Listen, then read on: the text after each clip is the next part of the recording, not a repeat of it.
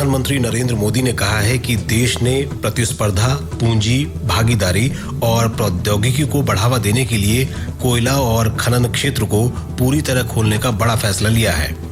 आज video conference 41 कोयला खदानों में वाणिज्यिक खनन नीलामी की शुरुआत के अवसर पर उन्होंने कहा कि भारत को ऊर्जा क्षेत्र में आत्मनिर्भर बनाने के लिए बड़ा कदम उठाया गया है। श्री मोदी ने कहा कि सरकार न केवल वाणिज्यिक कोयला खनन के लिए नीलामी की शुरुआत कर रही है, बल्कि कोयला क्षेत्र के लिए दशकों का लॉकडाउन भी खत्म कर रही है। अब भारत ने कोल और माइनिंग के सेक्टर में कंपटीशन के लिए, कैपिटल के लिए, पार्टिसिपेशन और टेक्नोलॉजी के लिए पूरी तरह से खोलने का बहुत बड़ा फैसला लिया है। इसका भी ध्यान रखा गया है कि जो नए प्लेयर्स, प्राइवेट प्लेयर्स माइनिंग के क्षेत्र में आए, उन्हें फाइनेंस के कारण कोई दिक्कत ना हो, ताकि नए लोगों को प्रोत्साहन मिले। प्रधानमंत्री ने कहा कि निजी क्षेत्र को कोयले के लिए वाणिज्यिक खनन की अनुमति देकर दुनिया के चौथे सबसे बड़े कोयला भंडार वाले देश के संसाधनों को नियंत्रण मुक्त किया जा रहा है। श्री मोदी ने कहा कि ये विडंबना है कि भारत कोयला भंडार की दृष्टि से दुनिया का चौथा और उत्पादन की दृष्टि से दूसरा सबसे बड़ा देश होने के बावजूद कोयले का दूसरा सबसे बड़ा आयातक देश बना हुआ है। उन्होंने कहा कि ये स्थिति दशकों से बनी हुई है और ये क्षेत्र प्रतिस्पर्धा से बाहर है तथा पारदर्शिता भी बड़ी समस्या रही है। प्रधानमंत्री ने कहा कि पूर्वी तथा मध्य भारत और इस जनजातीय क्षेत्र के विकास का आधारभूत ढांचा बनाने के लिए कोयला क्षेत्र में सुधार महत्वपूर्ण कदम है। पूर्वी भारत और मध्य भारत की एक बड़ी आबादी को उसके घर के पास ही बेहतर रोजगार के अवसर देने में कॉमर्शियल माइनिंग तरफ हम जो कदम उठा रहे हैं, वे एक इच्छित परिणाम लाएंगे। और जब मैं इच्छित परिणाम की बात करता हूं, मुझे इन क्षेत्रों का विकास करना है, उस इलाके को आत्मनिर्भर बनाना है, बना के हर परिवार को आत्मनिर्भर बनाना है, हर गरीब की जिंदगी में बदलाव लाना है। श्री मोदी ने कहा कि देश में 16 ऐसे जिले हैं जहां कोयले के विशाल भंडार हैं, लेकिन स्थानीय लोगों को इनसे पर्याप्त फायदा नहीं हुआ है। श्री मोदी ने कहा कि कोयला क्षेत्र में सुधार और निवेश से गरीबों और जनजातीय लोगों का जीवन सुगम बनाने में आसानी होगी। प्रधानमंत्री ने कहा कि वाणिज्यिक कोयला खंड की नीलामी से उद्योगों को भी लाभ होगा। उन्होंने कहा कि इससे नए संसाधन खुलेंगे और राज्यों को अधिक राजस्व प्राप्त होगा तथा रोजगार के अवसर भी बढ़ेंगे। प्रधानमंत्री ने कहा कि भारत कोविड महामारी से निपटने और इस संकट को अवसर में बदलने में कामयाब रहेगा। श्री मोदी ने कहा कि सभी संकेत दर्शाते हैं कि भारतीय अर्थव्यवस्था फिर से तेजी से आगे बढ़ने के लिए तैयार है।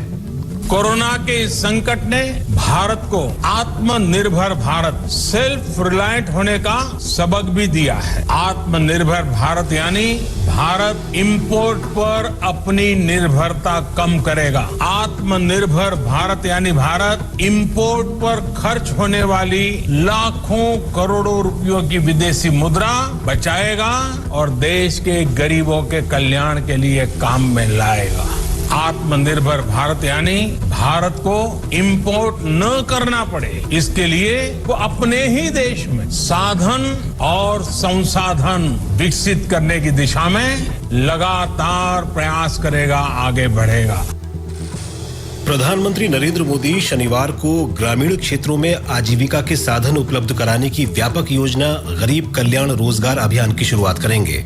प्रधानमंत्री बिहार के खगड़िया जिले के तेलिहार गांव से वीडियो कॉन्फ्रेंस के जरिए इस अभियान का शुभारंभ करेंगे। इस अवसर पर राज्य के मुख्यमंत्री और उप मुख्यमंत्री उपस्थित रहेंगे।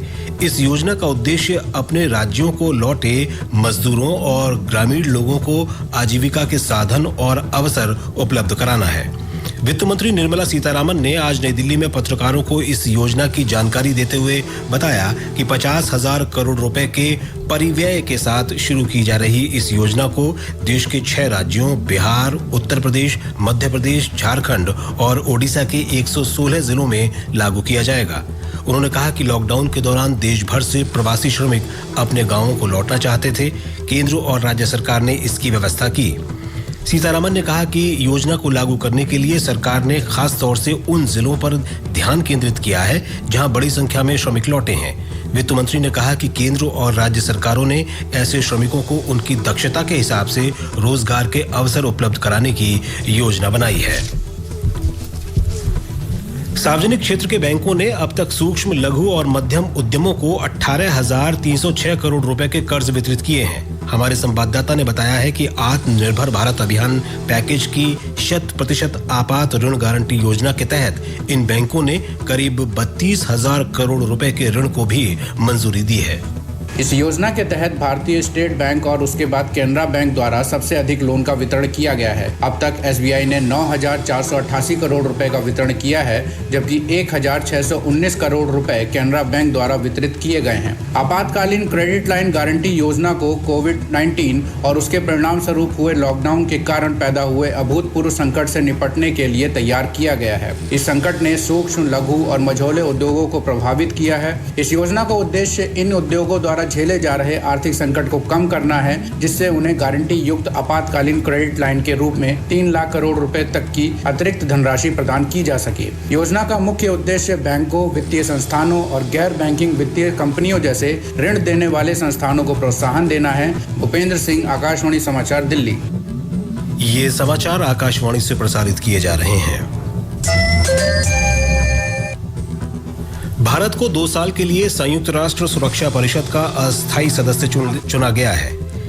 193 सदस्यों की संयुक्त राष्ट्र महासभा में भारत को 184 मत मिले हैं। भारत के साथ साथ आयरलैंड, मैक्सिको और नॉर्वे ने भी सुरक्षा परिषद के चुनाव जीते हैं।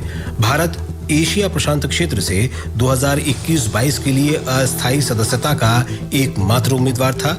संयुक्त राष्ट्र के इतिहास में भारत 8वीं बार प्रतिष्ठित सुरक्षा परिषद के लिए निर्वाचित हुआ है। सेना ने स्पष्ट किया है कि गलवान घाटी में कार्रवाई के दौरान कोई भारतीय सैनिक लापता नहीं हुआ है। न्यूयॉर्क टाइम्स में लेख प्रकाशित होने के बाद सेना के सूत्रों ने ये स्पष्टीकरण जारी किया है। इस आलेख में भारत चीन टकराव के दौरान भारतीय सैनिकों के लापता होने का दावा किया गया था। सरकार ने कांग्रेस के वरिष्ठ नेता राहुल गांधी के इस आरोप को खारिज कर दिया है कि लद्दाख में भारतीय सैनिकों को बिना हथियारों के शहीद होने के लिए भेजा गया।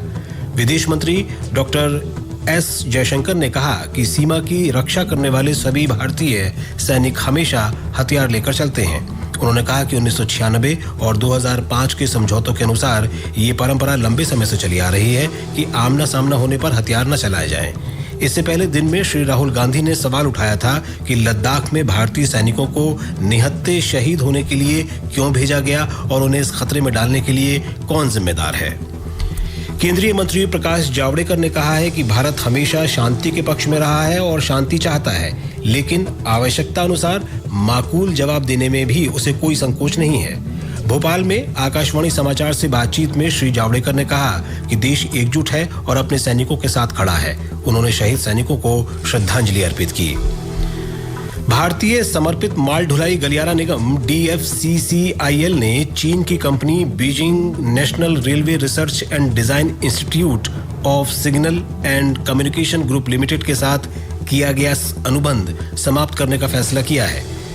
DFCCIL के बयान में कहा गया है कि अनुबंध कंपनी के खराब प्रदर्शन के कारण रद्द किया जा रहा है। देश में कोविड-19 से स्वस्थ होने वालों की संख्या लगातार बढ़ रही है और अब ये लगभग 53% हो गई है। अब तक करीब 1,94,324 मरीज स्वस्थ हो चुके हैं। करीब 1,60,000 मरीजों का उपचार चल रहा है।